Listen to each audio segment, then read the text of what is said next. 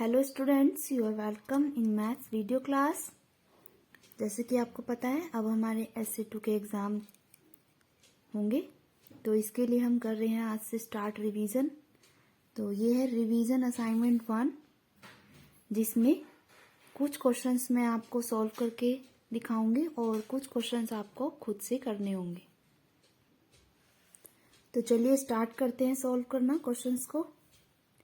Question number 1 में लिखा है find area of a rectangle whose length is 6 metre and breadth is 4 metre.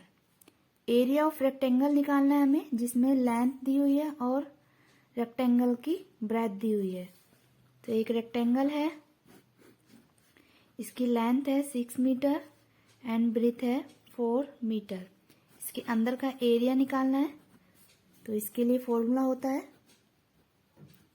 Area of a rectangle L into B.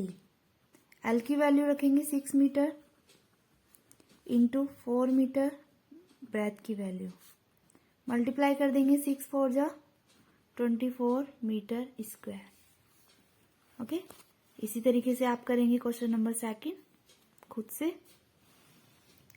Second question देखिए, find area of a square whose side is. अब हमें area of square निकालना है। तो एक square है जिसकी एक साइड 10 मीटर है। जब एक साइड 10 मीटर है तो ऑल साइड्स 10 मीटर की होगी। इसके अंदर का एरिया निकालना है। फॉर्मूला लिखेंगे area of square side into side, S into S मतलब साइड इंटू साइड। साइड है 10 मीटर मल्टीप्लाई 10 मीटर, तो ये आ जाएगा 100 मीटर स्क्वायर। अंदर का एरिया क्या हो जाएगा स्क्वायर का, 100 मीटर स्क्वायर। क्वेश्चन नंबर 2 आप बिल्कुल ऐसे ही खुद से करेंगे। अब देखो ध्यान से question number 3, find the area of the following figure. ये एक रेक्टेंगल दे रखा है, इसका जो ये शेडेड पार्ट है इसका क्या एरिया होगा। तो ध्यान से देखो आप, जो रेक्टेंगल का डायगोनल होता है वो रेक्टेंगल को 2 इक्वल्स पार्ट्स में डिवाइड करता है।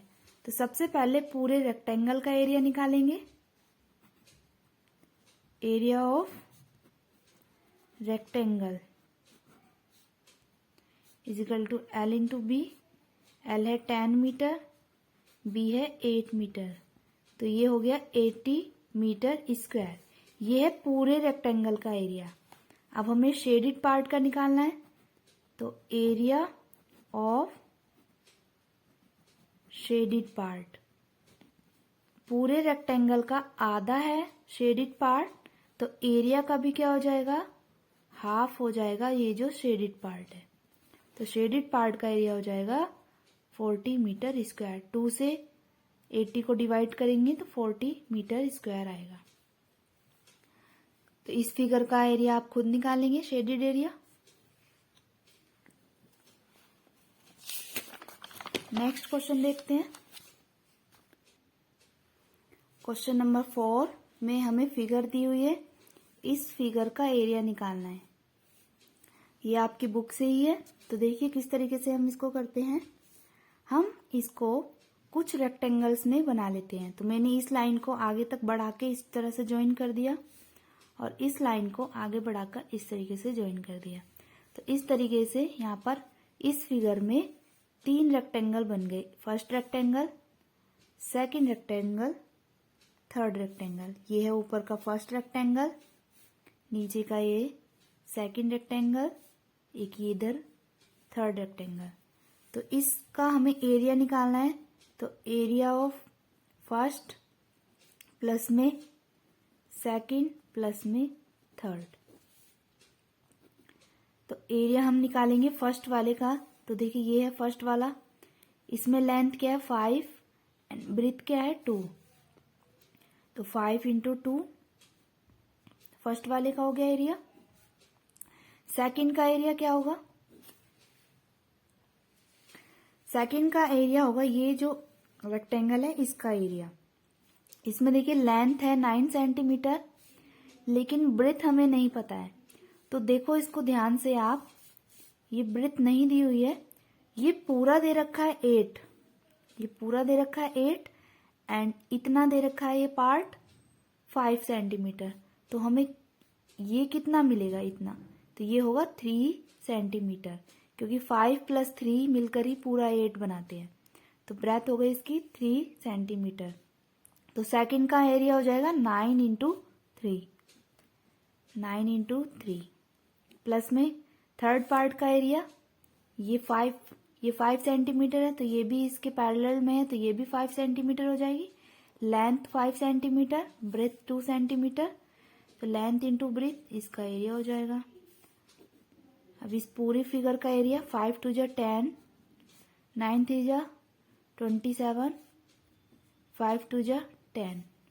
इसको ऐड कर देंगे, 10 और 10 20 और 27 47 सेंटीमीटर स्क्वायर एरिया है, तो सेंटीमीटर स्क्वायर। ओके, तो असाइनमेंट का ये जो सेकंड क्वेश्चन है आप खुद करेंगे किस तरीके से, इसको यहाँ से डिवाइड कर लेंगे, फिर ये आपका first area and second area निकाल कर इनको ऐड कर देंगे।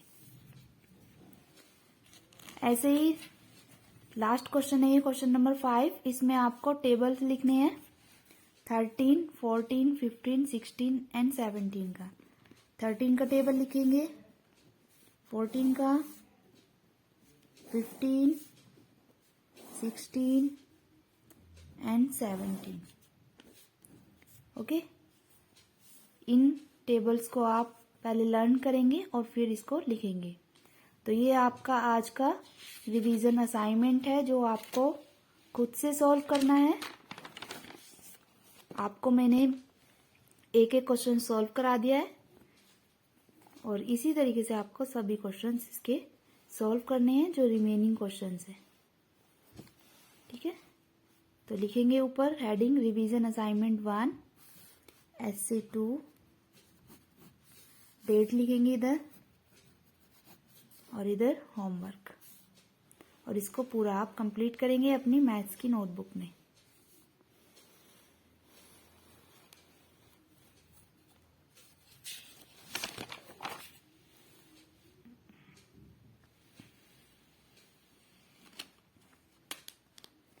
ओके, चलिए नेक्स्ट मिलेंगे नेक्स्ट वीडियो में। बाय।